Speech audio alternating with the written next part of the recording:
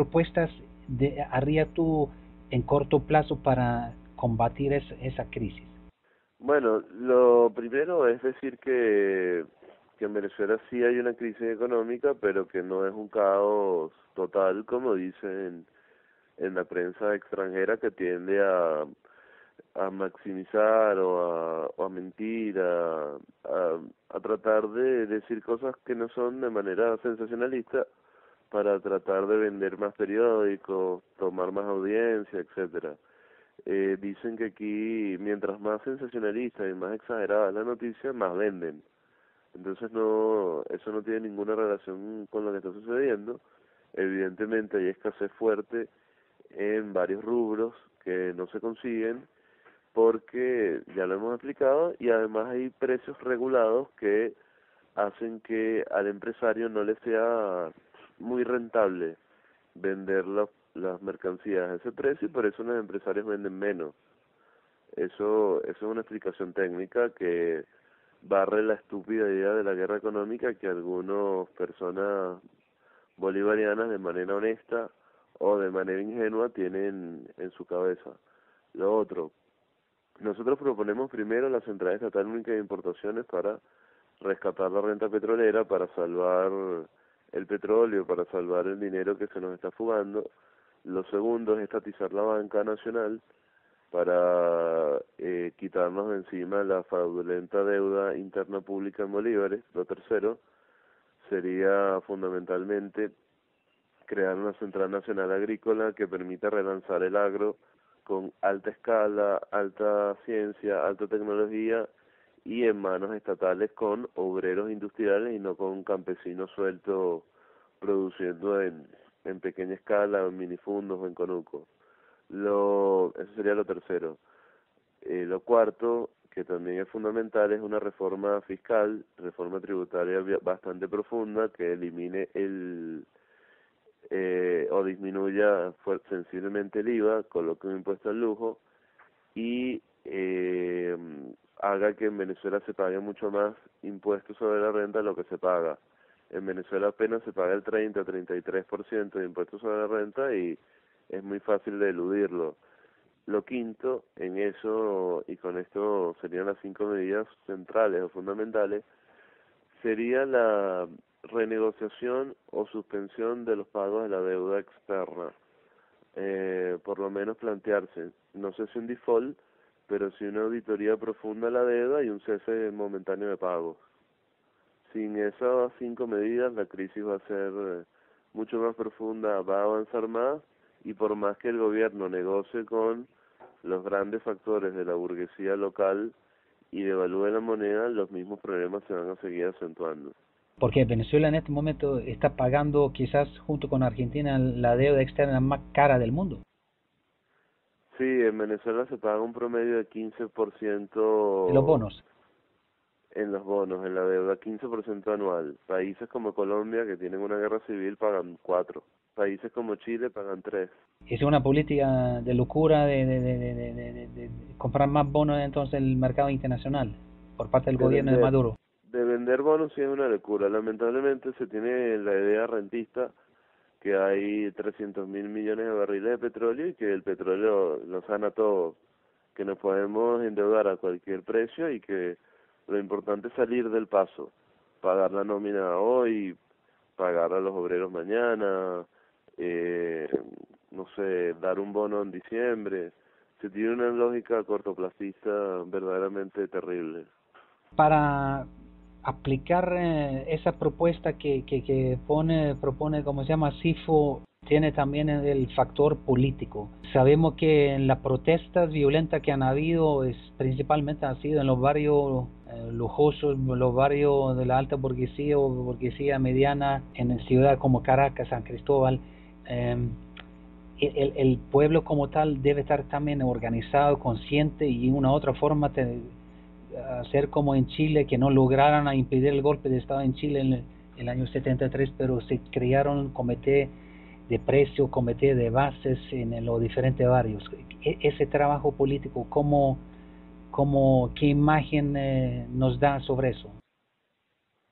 Bueno, lo primero es que tienes razón, la mayoría de las protestas, por lo menos en Caracas, en las zonas no fronterizas, son realizadas por la pequeña burguesía, algún componente de obreros depauperados engañados por la propaganda de la burguesía, y en barrios donde la burguesía dirige políticamente la región por cuestiones que la mayoría de la gente tiene altos ingresos en esas urbanizaciones. Ahora, esas protestas, esas llamadas guarimbas no tienen ninguna potencialidad política y más bien parecen convenirle al gobierno, que el gobierno no las reprime como debería hacerlo cualquier gobierno en el mundo, no las combate con fuerza, apresa a algunas personas pero las suelta el día siguiente, porque las guarimbas permiten decir que varios de los problemas estructurales en Venezuela se derivan de las guarimbas y que son causas de la guarimba y que la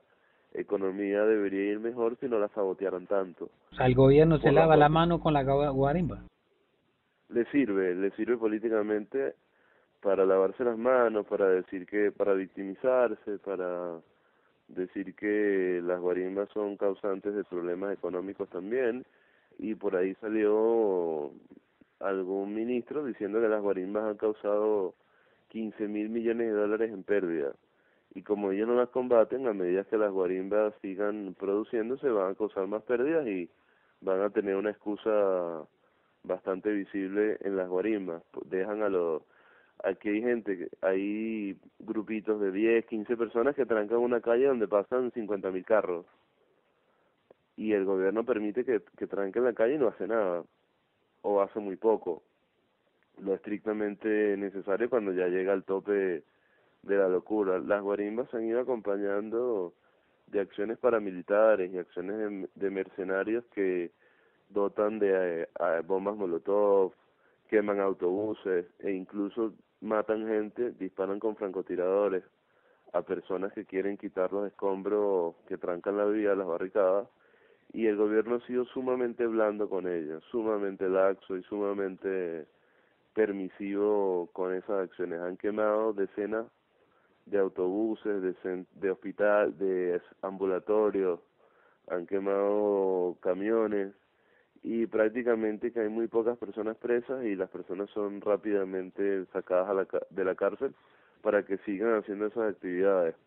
El gobierno pareciera que se interesase en que eso pasara porque además eso permite unificar a la base del chavismo en cuanto a la lucha contra un enemigo común, los ultraliberales estudiantes y los mercenarios pagados por la ultraderecha en Venezuela, lo cual se correlaciona también con el llamado del gobierno a que la gente se meta en la casa o a que la gente no combata las guarimbas por su propia cuenta o a que no se creen comités de precios, comités de abastecimiento, que no se cree nada, sino que la gente vaya a marchar cuando el gobierno la llame y si no está marchando cuando el gobierno la llame, que se guarde en la casa. Con perfil bajo. Que esté con perfil bajo, y ese perfil bajo es la anulación del poder popular. El poder popular que tú hablas en Chile, de la gente que hacía comités de autodefensa, que se armaba, que resistía, digamos, todo lo que son los sabotajes que hacía la derecha en Chile, los comités de abastecimiento, los comités que abrían las tiendas y repartían los productos, o que compraban al mayor, etcétera. Eso en Venezuela no existe. No existe de ninguna manera, y lo que hace el gobierno es desarmar a la gente. Lanzaron una ley de desarme hace unos meses para evitar que la gente se armara y resistiera. Claro, ellos dicen que es por el problema de la inseguridad, pero el problema es que si lanzan la ley de desarme, la gente no tiene armas, cómo defenderse contra los paramilitares, los mercenarios y contra la ultraderecha que sabotea, que tranca las calles y que mata a la gente impunemente. Los colectivos políticos armados son mandados a su casa y tienen prohibido el combate que deberían realizar contra la ultraderecha en la calle. Entonces eso es un cóctel que hace muy difícil cualquier tipo de avance y que desmoraliza a las masas bolivarianas más avanzadas. ¿Y cómo ha sido recibido ese tipo de medidas, declaraciones por parte del gobierno en la base chavista? ¿Se entiende eso? La vanguardia chavista está bastante molesta. La vanguardia chavista tiene la fuerza, tiene la moral y tiene las capacidades para barrer a las guarimbas de estos miserables en cuestiones de minutos, en cuestiones de horas. Pero el gobierno la echa para atrás y le dice que se guarde en la casa y que no haga absolutamente nada, sino ir a las marchas que el gobierno propone, ponerse una camisa roja y escuchar algo de música en el medio de la calle con Maduro hablando o con otro personaje del gobierno hablando en una plaza. La base chavista más o menos radical o menos formada políticamente está bastante preocupada, pero tiene la consigna de la paz y tiene la consigna de la tranquilidad y trata de hacer sus colas de 4 horas, de 5 horas, para comprar sus alimentos con cierta conformidad, con cierta resignación. Es como más o menos en Honduras, después del golpe de Estado y ahí, aquí el pueblo anduvo marchando todos los días hasta que las elecciones fueron efectuadas por el ejército, la junta cívica militar que la embajada norteamericana había dibujado justamente como una meta con el golpe de Estado.